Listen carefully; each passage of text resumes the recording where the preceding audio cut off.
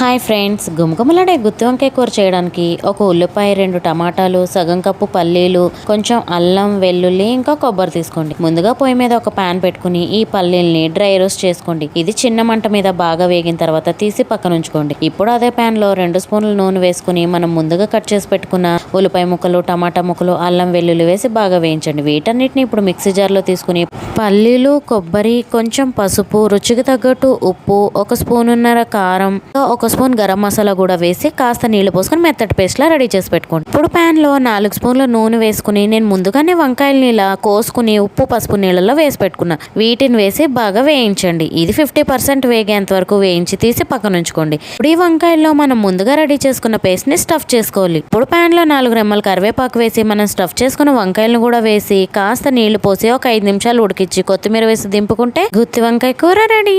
నచ్చితే లైక్ చేసి మన ఛానల్ ని సబ్స్క్రైబ్ చేసుకోండి.